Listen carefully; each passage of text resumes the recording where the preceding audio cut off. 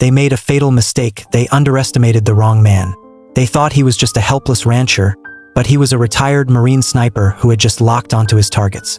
This isn't just a fight for survival. It's a cold, calculated game of life and death. To understand that, we have to go back a few days to Mexico, where a young boy named Miguel lived a quiet life with his mother, Rosa. One afternoon, while Rosa was cooking in their modest home, she received a frantic call from her brother, Carlos. Panicked, Carlos revealed that a ruthless cartel was hunting him down because he had stolen a massive amount of their cash. Terrified and desperate, he begged Rosa to find the money he had hidden for her and to flee Mexico before it was too late. But the call ended abruptly. Moments later, the cartel caught up to him. Their cold-blooded leader, Mauricio, snatched Carlos' phone, and the recent call log told him everything he needed to know. Rosa knew something, and that was enough to seal their fate. Without a shred of mercy, they executed Carlos on the spot. Meanwhile, just across the border in Arizona, Jim, a retired Marine, spent his days working his dusty, isolated ranch. He kept a sharp eye on his property, reporting anyone he spotted crossing the border to the authorities. One day, while tending to his livestock, Jim caught sight of a small group of people slipping through the desert. He immediately radioed it in. Driven by an uneasy curiosity, he tracked them from a distance. That's when the truth revealed itself. The group had left one man behind, a man with a leg so badly mangled he could no longer keep up. They hadn't just abandoned him, they had left him there to die. Jim radioed the man's location to Border Patrol and quietly made his way back home, his voice steady as he broadcasted, "This is Handsome. I need a medic out here. I've got a man left behind. Over." But returning to his ranch didn't bring any peace. A bank agent was waiting, a grim reminder that Jim was 6 months behind on his payments. The banker made it clear. The property was heading for auction. Jim had drained his life savings trying to cover his late wife's medical bills, and now he was drowning in debt. The bank gave him a brutal ultimatum, 90 days to come up with the money, or they were taking his home. Jim stood his ground, firm but desperate. "I'm not a runner," he insisted. "I just need a little time to get back on my feet." Jim tried to find work, but the reality was cold. At the employment office, the agent looked him over and shook his head. There was nothing for a man of his age, though he promised to keep an eye out for next month. Still, Jim wouldn't give up. He loaded his few remaining cattle into a trailer and headed to a local buyer, hoping for a miracle. But the price he was offered was insultingly low, barely enough to make a dent in what he owed. Selling everything he had wouldn't even save the ranch. Exhausted and utterly defeated, Jim ended his long, brutal day at a local bar. He hoped a few drinks might quiet the noise in his head. The bartender, noticing the hollow, haunted look in Jim's eyes, grew concerned and called Jim's stepdaughter, Sarah, who worked for Border Patrol. When Sarah arrived, she slid into the seat beside him. They sat in the heavy silence for a while, until Jim finally cracked, admitting he was buried in debt and on the verge of losing everything. As the night wore on, Jim signaled for another round, but Sarah gently stopped him, took the keys, and drove him back to the ranch to ensure he made it home safely. Meanwhile, miles away, Rosa and Miguel were still running, desperate to escape the shadow of the cartel closing in on them. The next morning, near the US-Mexico border, Rosa and Miguel found a small gap in the steel fence. As the cartel closed in, they tried to slip through, but Jim happened to be patrolling nearby. He caught them red-handed. A terrified Rosa begged him with folded hands, pleading for him not to report them. Jim was confused, but cautious. He reached for his phone to call Border Patrol, but before he could, Mauricio and his armed thugs arrived, demanding he hand the mother and son over. Sensing the lethal intent, Jim's instincts kicked in. He made a split-second decision to protect them. Suddenly, gunfire erupted, and with a veteran's precision, Jim dropped one of the attackers. He shoved Rosa and Miguel into his truck and floored it. The chase was on. Mauricio and his men pursued them deep into the desert, and in a heart-stopping moment, Mauricio leaped onto the moving truck. Before he could take control, Jim slammed the brakes and threw him off. When Mauricio realized the man Jim had killed was his own brother, his rage reached a breaking point. This was no longer just about the stolen money. It was personal. Mauricio's mission shifted from retrieval to cold-blooded vengeance. As they sped away, Jim realized the heavy cost of the shootout. Rosa had been hit. She was fading fast, her breathing shallow and her voice barely a whisper. With her final ounce of strength, she handed Jim a crumpled note with an address in Chicago, her family. She begged him to get Miguel to safety, warning him that if the cartel found the boy, they wouldn't hesitate to kill him. Moments later, she passed away in the back of the truck. By the time the police and paramedics arrived, the scene was a grim tableau of tragedy. Sarah, having caught wind of the situation, met Jim later to break the news. Miguel would be held at the station overnight before being sent into the foster care system the next morning. Jim spent the night in his truck parked near the border checkpoint. His faithful dog, Jackson, curled up beside him. As the sun began to rise, he caught a glimpse of a familiar vehicle lurking nearby. The same SUV the cartel had used to hunt them down the day before. Inside his truck, Jim found the bag Rosa had left behind. When he unzipped it, he was met with stacks of cash, a fortune stained with blood. Looking at her clothes, the final, agonizing moments of her life flashed through his mind. That money wasn't a way out of his debt anymore. It was a sacred trust, a final wish he couldn't ignore. He gritted his teeth, the weight of the responsibility settling in, and turned the ignition. He had to get Miguel out. Jim raced to the border station, arriving just in time to find an officer preparing to hand Miguel over to relatives in Mexico. Jim's gut screamed that something was wrong. He peered through the window and recognized the men waiting outside. They were the cartel. Playing it cool, Jim asked for a few minutes alone with the boy. The officer agreed, and as soon as the door closed, Jim moved with the precision of a trained soldier. He ushered Miguel down the hallway and out a side exit, slipping back into the shadows before anyone realized they were gone. Across the lot, Mauricio stood with chilling stillness, watching Jim's truck vanish into the distance with the boy. His face was a mask of cold, hardened rage. He had made his decision. He was crossing the border, and he wouldn't stop until he caught them and finished the job. Back at the ranch, Jim scrambled to pack clothes, weapons, and what little cash he had left. But when he returned to his truck, he found it empty. Miguel had bolted. Meanwhile, Mauricio and his crew illegally crossed the border. The officer on duty hesitated, recognizing the lethal look of the cartel men, but paralyzed by fear, he stepped aside and let them pass. Jim eventually tracked Miguel down a short distance from the ranch. He gave the boy a stark, brutal warning. If those men caught him, they wouldn't just kill him, they'd make it agonizing. The reality hit Miguel, and the two finally set out on the long road to Chicago. As they drove, Jim tried to talk, but Miguel remained deathly silent. Jim assumed it was a language barrier, unaware that while they were fighting for their lives on the highway, Mauricio had already arrived at the ranch, his sights locked firmly on the hunt. Mauricio kicked in the door, tearing through the ranch until he found the credit card receipts and a weathered Marine Corps badge. In that moment, everything clicked. Jim wasn't just some old rancher. He was a trained Marine, a discovery that turned this hunt into a far deadlier game. Mauricio pocketed the badge and ordered his men to burn the place down. Within minutes, the entire property was a hollowed-out shell of smoke and ash. Meanwhile, Jim stopped at a gas station to fuel up and bought a paper map to chart a course for Chicago. Little did he know, Mauricio was leveraging those credit card receipts to network with cartel associates already embedded across the states. When Jim called Sarah, the truth came out. His home was gone. As Jim vented his frustration, Miguel suddenly spoke up in clear, sharp English. Jim was floored. The boy had understood everything all along. Miguel lashed out, insisting he didn't want to be there, but Jim stood firm, explaining that he was doing what had to be done to get him to his family in Chicago. But the digital trail was live. By paying with a card, Jim had pinged his location. Within minutes, Mauricio and his crew swarmed the station. When the cashier refused to spill the beans about Jim's whereabouts, Mauricio didn't blink. He pulled his piece and executed her in cold blood. A quick glance at the security footage confirmed his path. Jim was heading east. Disaster struck soon after when Jim's truck broke down. The local mechanic shrugged them off, claiming the shop was closed for the day. Stranded and out of options, Jim took Miguel to a small, quiet diner nearby. For the first time, the walls came down. They traded names, and Jim finally asked the question hanging in the air. Why were they hunting him? Miguel spoke of his uncle's dangerous debt, the heavy price of a past mistake, and when Jim asked about his father, Miguel lowered his head. He had passed away before he was even born. A wave of empathy washed over Jim.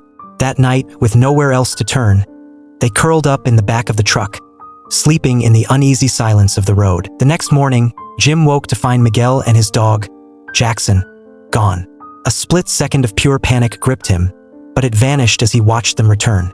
Miguel had gone to a nearby shop to scavenge some food for them. With a deep sigh of relief, Jim got the truck patched up, and they hit the road again.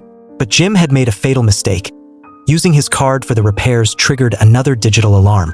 Mauricio and his killers were tracking the ping, closing the distance with lethal speed. As the miles rolled by, the tension between Jim and Miguel began to thaw. Jim opened up, sharing stories of his own childhood travels to Chicago. But their moment of peace was shattered when a police cruiser pulled up behind them, lights flashing, signaling them to pull over. The officer approached, cold and professional, demanding Jim's ID. Jim stayed calm, voluntarily declaring he had a legally registered firearm and offering the paperwork to prove it. But the officer's demeanor was off, shifty, suspicious. He confiscated the weapon and insisted on questioning the boy separately. Jim's instincts went into overdrive, but he played along, following the officer back to the cruiser. As they approached the car, Jim noticed the officer whispering into his radio, desperate to keep the conversation private. In a heartbeat, the trap clicked into place. This wasn't a routine stop, it was a setup. The officer was stalling, feeding their location to the cartel. Jim didn't hesitate. "How much did they pay you to betray your badge?" he snarled. As the corrupt cop reached for his gun, Jackson lunged, and Jim delivered a crushing blow that knocked the man unconscious. He scrambled back into his truck and floored it, vanishing into the distance just minutes before the cartel arrived. When Mauricio and his crew pulled up, they found the officer slumped over and useless. Mauricio, burning with blind rage, interrogated the man about Jim's destination. When the officer couldn't answer, Mauricio didn't blink.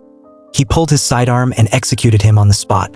While his men tore through the area, Mauricio spotted Jim's discarded road map on the ground and snatched it up, a cruel smile forming. He had the route.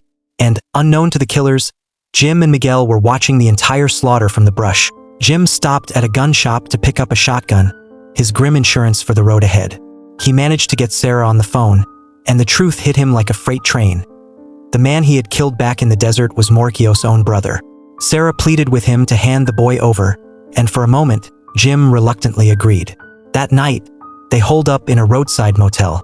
In the quiet, the walls between them finally crumbled. Miguel talked about his dream of eating a Chicago hot dog, a small, hopeful anchor in their storm of chaos. They eventually drifted off, but the peace didn't last. Hours later, Jim stepped out into the biting night air to walk Jackson. He stopped dead. Mauricio and his men were prowling the parking lot. Jim bolted back inside, shook Miguel awake. He shoved Miguel out the window, and they vanished into the darkness of the nearby brush. Moments later, the cartel kicked in the motel door, only to find an empty room. Mauricio let out a guttural, terrifying roar, vowing to hunt them down before the night was through. In the chaos, Jim told Miguel to wait in the truck while he doubled back for Jackson. He was too late. The dog, ever loyal, was standing his ground, barking at the intruders to protect his master. Mauricio didn't hesitate. A single, deafening shot shattered the silence, and Jackson fell. The next morning, Jim and Miguel laid the dog to rest in a quiet patch of earth, marking the spot with stones. When Miguel caught sight of the blood-stained cash in the truck, he lashed out, accusing Jim of protecting him only for the money. Jim denied it, and though Miguel stormed off in a rage, the weight of their situation pulled them back together. They apologized, the air clearing just enough to keep moving. They stopped at a small, weathered church. Miguel knelt at the altar, whispering a prayer for his mother, while Jim stood guard in the shadows.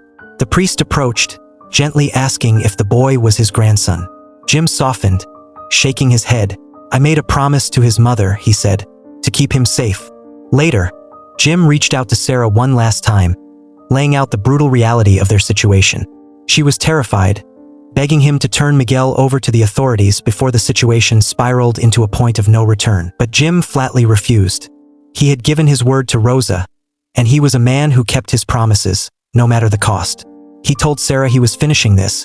He was getting that boy to his family in Chicago safe and sound. As they pressed north, Mauricio was closing the gap. By analyzing the map he'd stolen, he spotted the red circle around Chicago, and the truth clicked into place. He alerted his cartel hit squads already stationed in the city. Prepare for an all-out ambush. During a quiet moment on the road, Miguel watched Jim practicing his aim. Curious, the boy approached, and for the first time, Jim taught him the mechanics of a rifle, how to aim, how to fire, and how to strip the weapon down.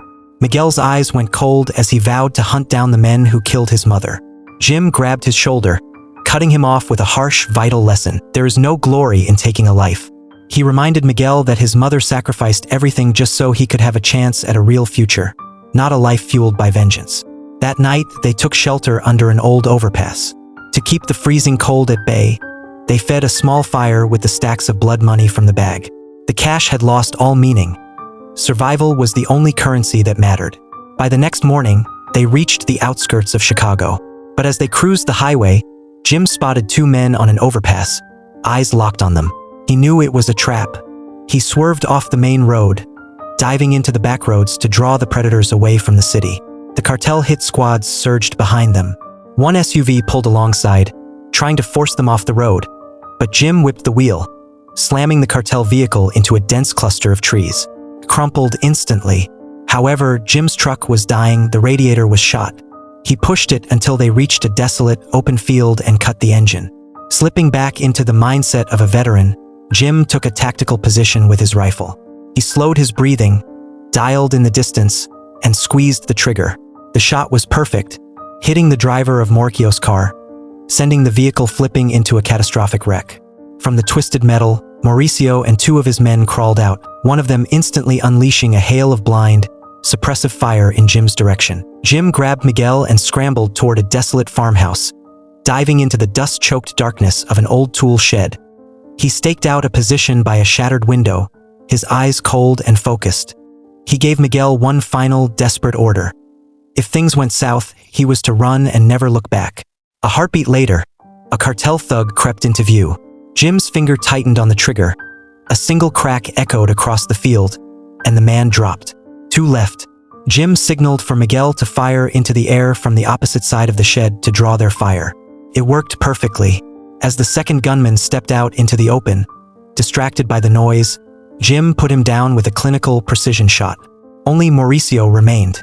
Moments later, the shed door exploded inward. Mauricio burst through, arm hooked around Miguel's throat. A gun pressed hard against the boy's temple. "Drop it," he roared. Jim stared him down, his eyes like flint, and slowly lowered his rifle.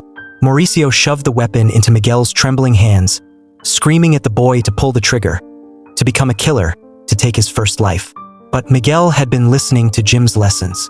In a stroke of brilliant, silent defiance, he had already dropped the magazine while Mauricio was distracted. As Miguel pulled the trigger, the gun only gave a hollow click. Mauricio's face twisted in realization, and he lunged to grab the weapon back. In that split second of hesitation, Jim turned into a blur of motion. He tackled Mauricio, and they crashed to the floor in a brutal, bone-crushing brawl. In the chaos, Miguel scrambled for the fallen gun, aiming it straight at Mauricio's chest. Mauricio didn't beg. He laughed, taunting the boy, goading him to pull the trigger and cement his soul as a killer. Jim saw the poison of vengeance taking root in Miguel's eyes. He lunged forward, shielding the boy's hands, his voice a low, steady command. "Don't let him turn you into this." Jim took the gun from Miguel's hand and fired, a single shot sinking into Mauricio's gut. He shoved Miguel toward the door, telling him to get out. As Jim turned back to finish it, a blood-soaked and dying Mauricio reached into his pocket. He pulled out the Marine Corps badge head stolen from the ranch, a final, pathetic attempt to mock the man who had outplayed him. Jim reclaimed his badge, staring down at the broken man before him. He gave Mauricio a final, cold choice: die by his hand or end it himself. Mauricio looked into the eyes of the man he couldn't break and made his choice. He turned the weapon on himself. In the silence of the farm, one final, decisive shot rang out. The threat was erased, the nightmare over. Jim and Miguel set out on the final leg of their journey. They pulled up to the address on Rose's crumpled note. A quiet home, a place of safety. Miguel knocked, and as the door swung open to reveal his aunt and grandmother, the relief was instantaneous. But before the boy could even turn to say a proper goodbye, Jim was already moving. He slipped away into the shadows, a ghost in the morning light. With his side aching from the struggle, Jim boarded a bus heading out of the city. He claimed a seat by the window, exhaled a long, heavy breath, and finally closed his eyes. If you want to catch more pulse-pounding stories like this one, make sure to hit that subscribe button. If you enjoyed today's journey, smash that like button and drop a comment below. Until next time, stay safe, and I'll see you in the next one. Goodbye.